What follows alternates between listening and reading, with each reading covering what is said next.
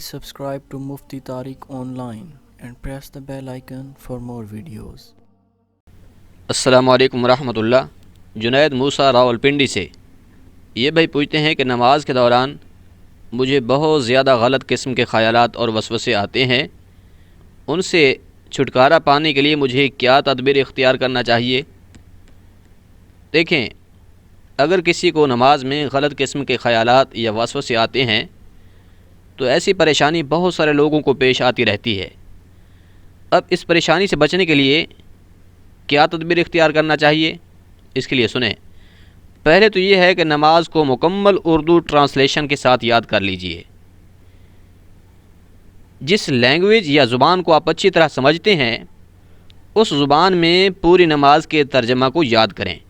English میں زیادہ سمجھ آتی ہے تو انگلش میں کریں، اگر ہندی میں کرنا چاہتے ہیں تو ہندی میں کر لیں۔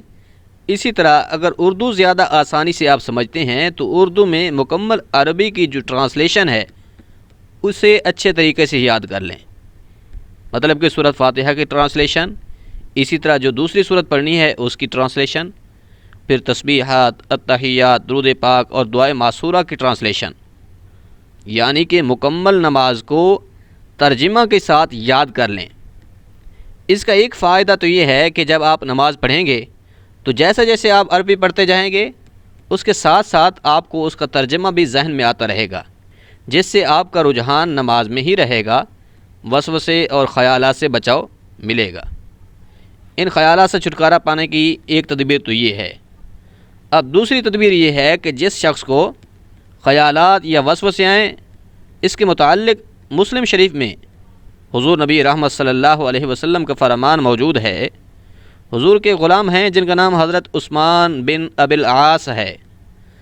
آپ فرماتے ہیں کہ میرے ساتھ بھی یہی معاملہ پیش آیا کرتا تھا کہ جب میں نماز پڑھتا تو مجھے نماز میں وسوسے اور خیالات گھیر لیتے تھے۔ میں نے حضور کی خدمت میں عرض کی، یا رسول اللہ، جب میں نماز پڑھتا ہوں تو مجھے نماز میں وسوسے آتے ہیں، اب مجھے ان سے چھٹکارا پانے کے لیے کیا کرنا چاہیے؟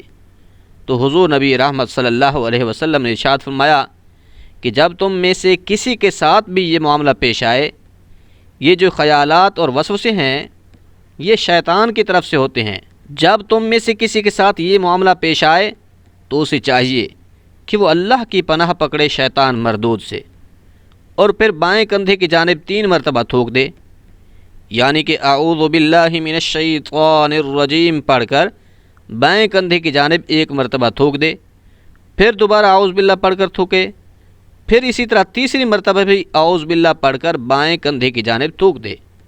حضور نبی رحمت صلی اللہ علیہ وسلم نے ارشاد فرمایا کہ شیطان جب بھی آتا ہے تو انسان پر بائیں جانب سے حملہ آور ہوتا ہے، تو یہ جو بائیں جانب منہ کر کے تھوکنا ہے، یہ تھوک جب اس کے منہ پر گرے گی تو وہ ذلیل و رسوا ہو کر آپ سے دور بھاگ جائے گا، یعنی کہ اعوذ باللہ پڑھ کر بائیں کندھے کی جانب 3 مرتبہ تھوک دیں گے تو شیطان آپ سے دور بھاگ جائے گا۔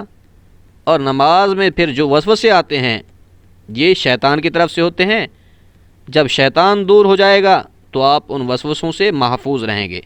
اس میں ایک بات یہ یاد رہے کہ یہ جو تھوک دینا ہے اس سے مراد یہ ہے کہ آپ نے اس سے نفرت کا اظہار کرنا ہے، صرف تھو ہی کر دینا ہے، اور پھر یہ کام مسجد میں داخل ہونے سے پہلے کر لیں تو بہتر ہے۔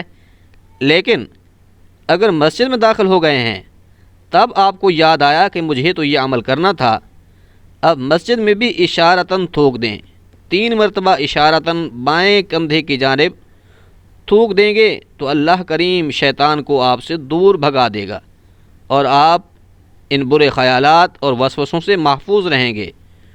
امید ہے بات سمجھ آ گئی ہوگی۔